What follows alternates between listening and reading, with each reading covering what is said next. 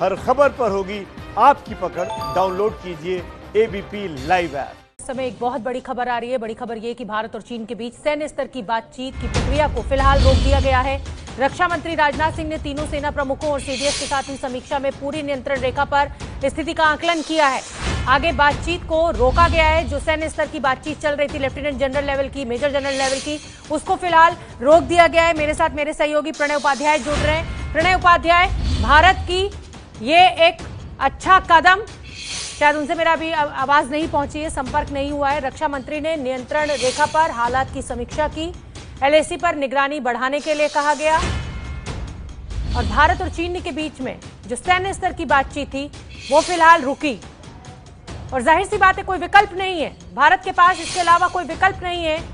अगर इस तरीके से पीठ में खंजर घोंपा जाएगा, धोखा दिया जाएगा, बातचीत की बात की जाएगी और सेना के द्वारा इस तरीके से उल्लंघन किया जाएगा तो भारत के पास कोई विकल्प नहीं। प्रणय उपाध्याय मेरे सहयोगी मुझसे जुड़ रहे हैं। प्रणय, एक बहुत बड़ी खबर आ रही है। बड़ी खबर यह कि भारत और चीन में सैन्य स्तर की बातचीत को रोकने की बात की जा रही है। भारत के पास कोई विकल्प नहीं। जिस तरीके से धोखा चीन के द्वारा किया गया है, पीठ में खंजर घोंपा गया है।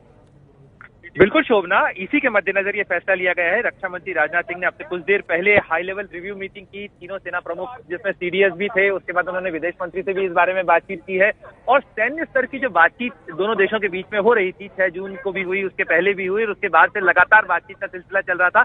लेकिन इसी बातचीत के दौरान जिस तरह से चीन ने वादा खिलाफी की है और जिस तरीके से चीन ने उन वादों को, उन सहमतियों को तोड़ा है जो कि सैन्य बातचीत में बनी थी, तो ऐसे में भारत के पास कोई चारा नहीं बचता कि इस बातचीत की जब कोई मायने नहीं निकल रहे हैं, इस बातचीत का असर जमीन पर नहीं नजर आ रहा है और चीन उन सहमतियों का पालन नहीं कर रहा है, तो ऐसे में उस बातचीत का फिलहाल कोई स्तर नहीं, मतलब नहीं बचता है। और ये भी इसको रोका गया है क्योंकि इस समय जो इमोशंस हैं वो बहुत चार्ज हैं।